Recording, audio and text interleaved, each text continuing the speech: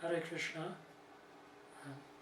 I want to thank Atavi Krishna for giving me this opportunity to reflect on my life and how I came in contact with Srila Prabhupada and the devotees of ISKCON. So I was born in May 1960. Actually, I was born, I think, one day before Ananta Krishna Goswami. So his astrological chart must be a lot better than mine, because he's now sannyasi and guru.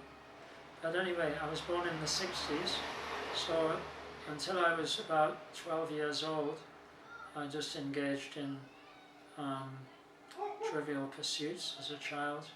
And my parents, my father was an engineer, and his family were Methodists.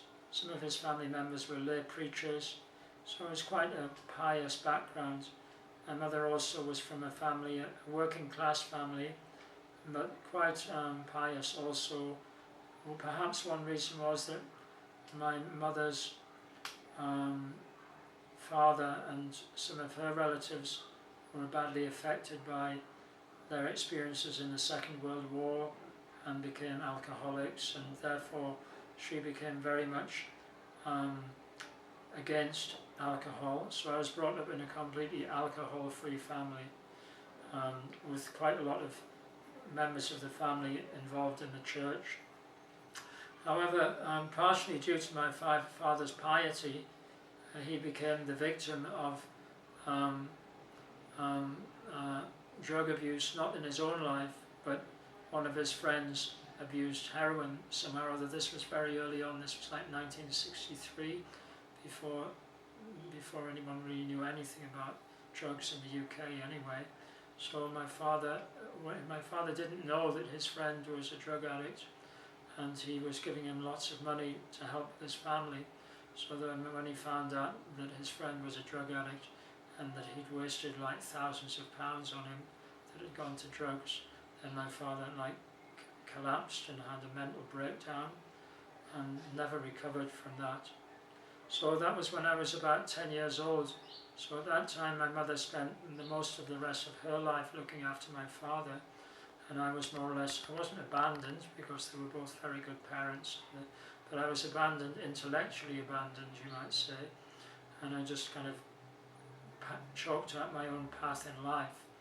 And I wasn't a big reader. I didn't read a lot of novels, but I just decided one day I would like to start reading some philosophy. So it was a kind of very momentous point in my life when I just went into the library and decided, well, what should I choose? Which book of philosophy should I start with? It was it was quite a random choice, but it was a very kind of crucial point in my life. So one of the books I chose was actually a book by I can't even remember his name now. But anyway, he was a science fiction author. He wrote two famous books. One was called The Atrocity Exhibition, and one was called Crash. Can't remember his name. And he was a famous kind of science fiction writer, but he wrote about very gruesome things. So Crash was a novel. At this time I was only about 11 or 12 years old. Crash was a novel, a post-apocalyptic novel about a time when the world was in chaos, but there was still a lot of young people who were into driving fast cars, but they knew that they weren't going to live long because there were so many guerrillas around and terrorists. So they had this kind of club where they just decided they were going to commit suicide by driving too fast. And so that was the novel that I read when I was about 11 years old. So, and then the other one was Either Or by Søren Kierkegaard, who was an existentialist philosopher from, I think he was from Denmark, but he was like a manic depressive, I think, and he was a Christian, but he thought too deeply about things, and so it was a really heavy book, also about suicide as well. And then there was another book which I read about a year later, which was called Silence by Shusako Endo, who was a Jesuit missionary.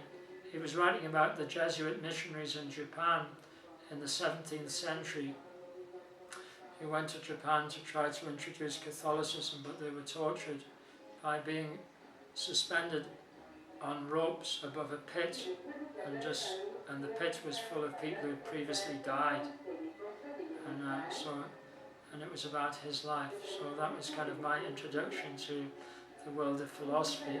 Also, at that time, of course, so was the Vietnam War, so there were lots of scenes of violence from Vietnam on the TV. It was also the Cold War between Russia and America, and also at that time was also all of the South American banana republics that were lots of torture going on there. And because the UK especially was the media was very left-wing at that time in the UK, so there were many documentaries made by socialists who were trying to expose all of these dictatorships around the world in Africa and in South America. So I had a very black view of the world at that time. I didn't do very well in my studies because I just didn't have much interest in life. I just considered that the world was just finished basically, so I, some of my friends were into the similar sort of thing, but of course, as in most parts of the world, music was a big thing, especially progressive rock music. So I got involved in that a little bit, which kind of I guess it just kind of meant I didn't become quite so serious. I didn't go down the path of socialism. I didn't become a socialist activist, really. I was also cynical about socialism as well, because I'd read all about communism in Russia and in Europe. So I didn't think there was any real political solutions to the problems on the planet, really. So I became quite a kind of negative person, and my only relief was some intoxication and some jazz music or something like that. Then I went to university, but I didn't get very good grades at school, so I didn't go to the university I wanted to go to, and I didn't study the thing I wanted to study.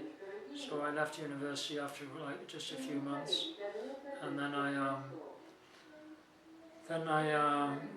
was interested. I used to do a lot of hill walking, by myself. I used to do a lot of walking in the mountains by myself, and not consciously. I wasn't consciously doing meditation, but I became interested in meditation mainly because a lot of kind of 19th century European mystics who went to India, they were into mountaineering, and they were also into studying ancient cultures. So through mountaineering and through going out in the hills, I became interested in Indian philosophy.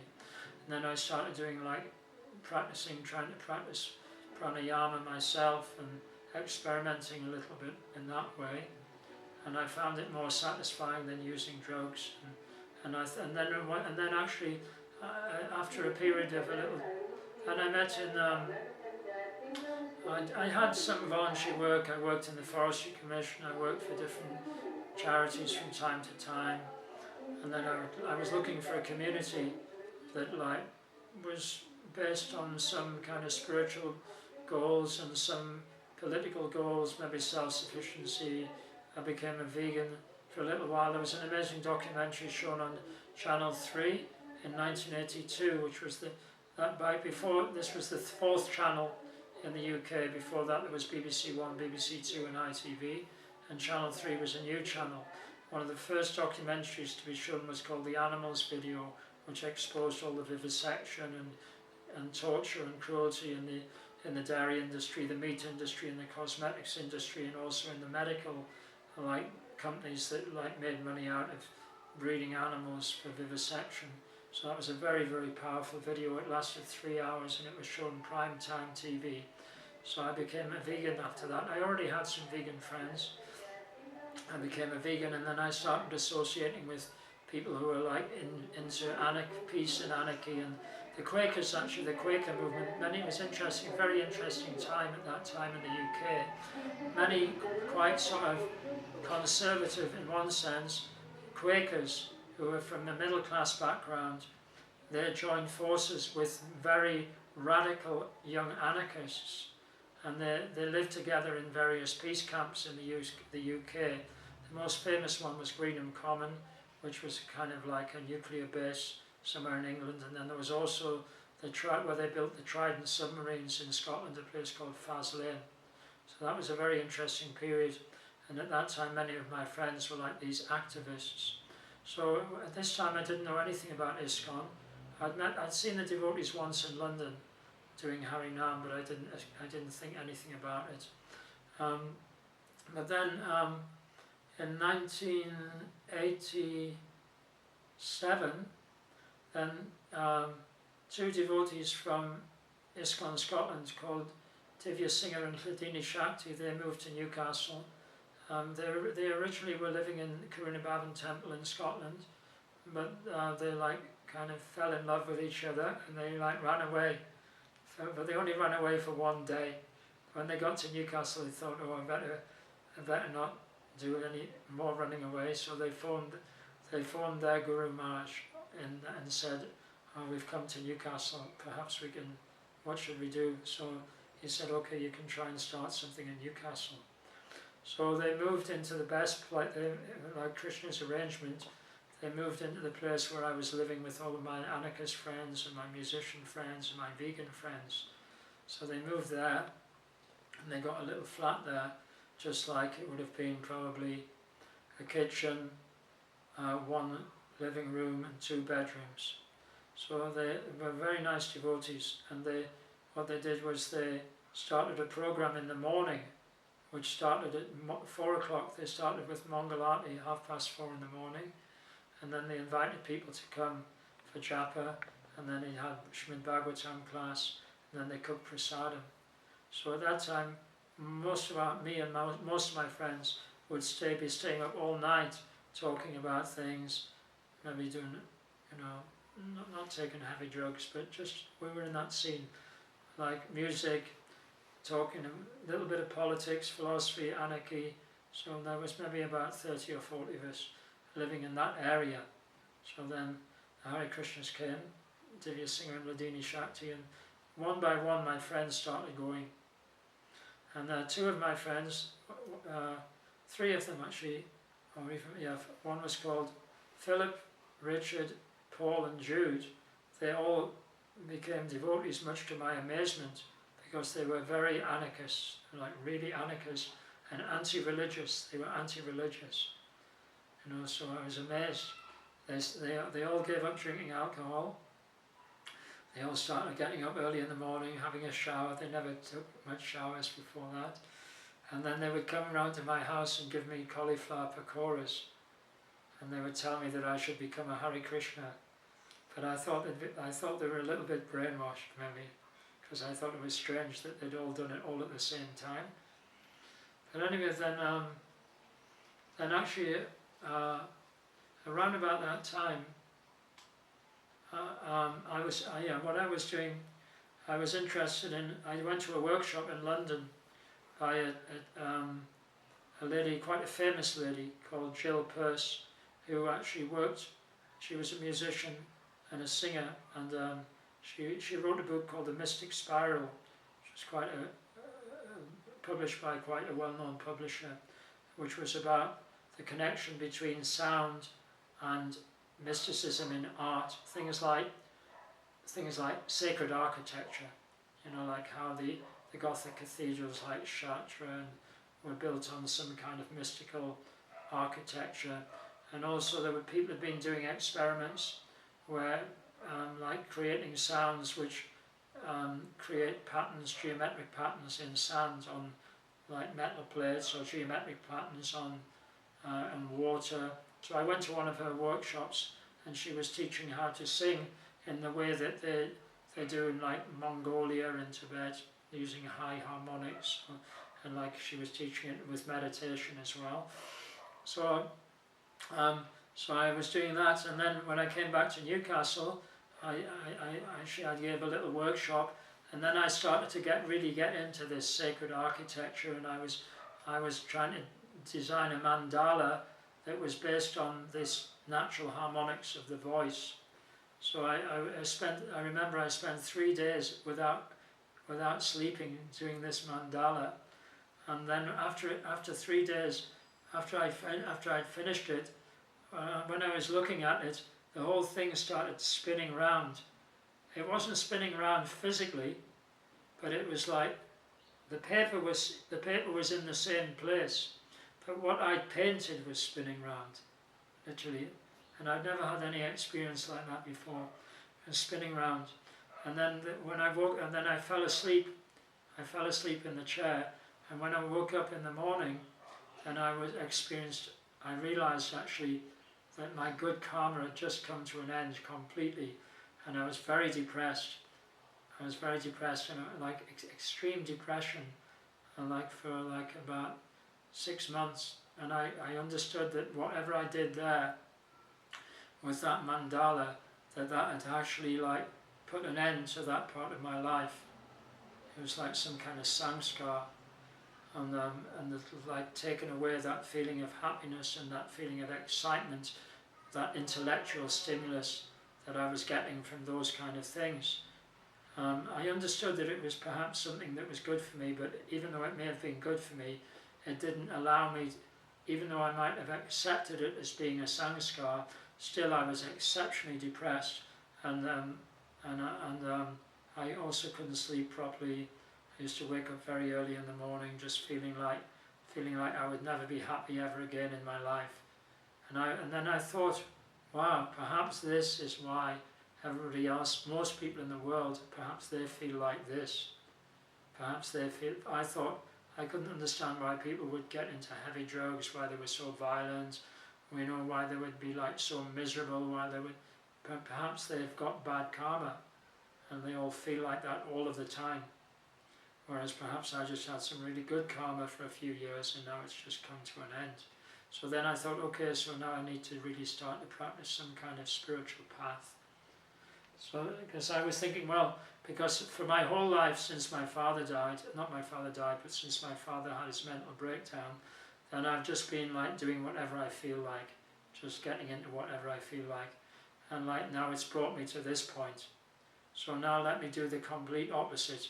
Now let me like be really disciplined and like follow some spiritual path. So I started practicing meditation. I became a strict vegetarian, didn't take any alcohol or smoke. I would go out for walks, do some charity work, like that. And then that for some time I was like that, yeah.